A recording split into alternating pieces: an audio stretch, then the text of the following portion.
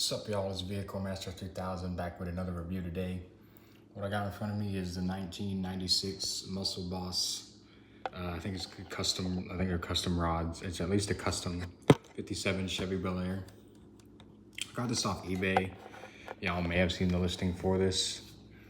It said it was broken. You're probably wondering why I went for a broken one instead of a working one. Well, it's because of the price. This was the cheapest one up there. All the other ones are like 30, 40 bucks, which isn't terrible, but it's kind of high. And I didn't really feel like paying 40 bucks for a working one, considering it only has 2 buttons. And I mean, yeah, it's cool, but I didn't really want to pay 40 bucks for one. I figured I would take my chances on one that says non-working, and I got lucky. So this does have a lot of minor issues actually. Most of it I fixed, but some of it is still, will probably be there forever. So for starters, the engine doesn't light up anymore, I've been told. I'm pretty sure that the engines on these are supposed to light up. The one on the Corvette does. I think my Corvette is the only one of the original Muscle Boss series that has the engine that still lights up.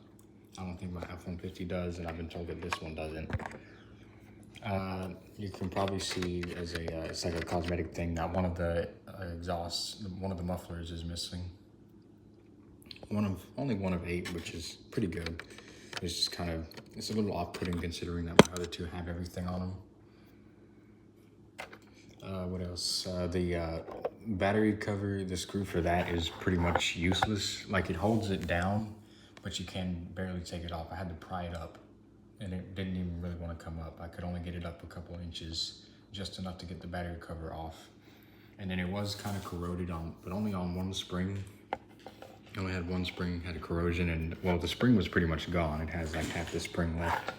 So I went ahead and I didn't have to do anything with that. I just went ahead and cleaned it, and it works. So I also had to replace the back motor gear because it was way too loose. I could have glued it, but as y'all have heard me say in the past, that's a real pain to do, and it's really easy to end up gluing the motor itself, like locking it up that way, and it's really hard to glue a gear on properly. So I have extras, so I figured I would just do that. So I did, and now it works. I had to lubricate the back motor too. It didn't work at first. It wasn't locked, but it didn't want to turn at first. I turned the wheels a little bit as it was supposed to be turning, and the motor fired up, but it definitely needed some lubrication. I didn't have to do anything to the front. I would change the light out in here, except I don't know how to get up under the engine without breaking things. Like, I don't know where the screws are for that, and I don't know what kind of gears and stuff are up in the engine. So I'm leaving that alone until somebody tells me how to do that. Until I figure out how to do it. So, but mostly it works. So let's get on with the review. You got these little details on the bumper here. They look like lights, but I've been told they're not lights. They're just decorative. Make it look fancy on there. And you've got the, I don't know if that's the old Chevy logo there or there. I think this thing on top is the vintage Chevy logo there. You can see you've got those like pop-out headlights. I don't know exactly what those kind of headlights are called, but a lot of your older vehicles have them. They're just circular. And you've got the engine, your classic Muscle Boss engine. Now, the engine just fits on this. This is my favorite of the original Muscle Bosses that I've seen so far. Like, on the other ones, the engine it looks cool, but on this one, it looks like it belongs on this car. Like the rest of them, it kind of stands out and doesn't, like, it looks like, oh yeah, they put an engine on that. It's kind of weird, but looks cool. Like this one, it looks like it belongs on here. Like, it doesn't look out of place. As you can see, it's missing one of the mufflers or one of the pipes. The roof is completely blank. It's got like a sunroof. You would have thought they would have put the buttons on the roof, but they didn't. They put them on the trunk. You see, it has the same size buttons as the Corvette. So far, the F-150 is the only one I've seen with those tiny buttons.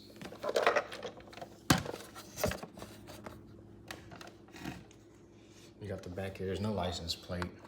My RC Bel Air doesn't have one either.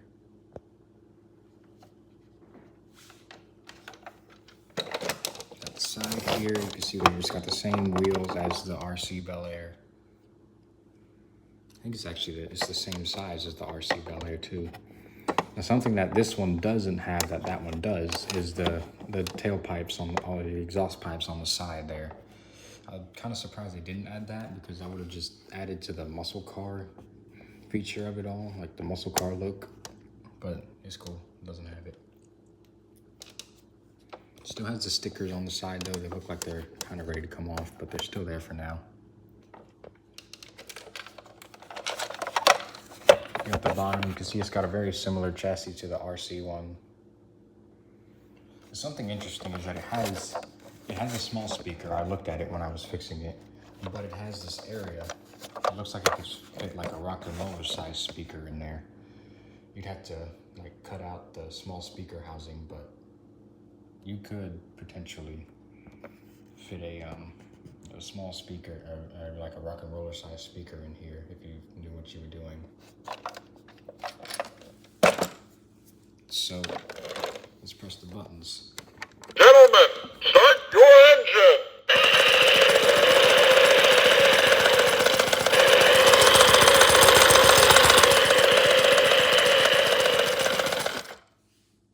I did actually lubricate the front motor just to be on the safe side. Didn't really need it, but I did it anyway.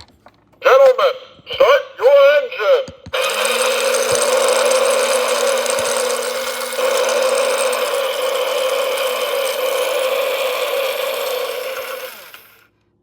Gentlemen, burn rubber!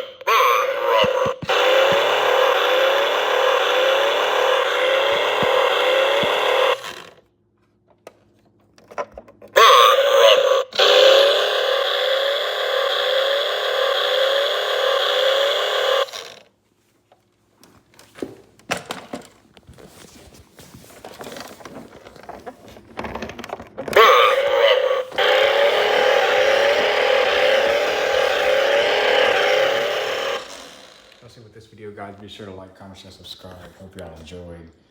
Be sure to like, comment, share, subscribe. You know how all that goes. Peace out.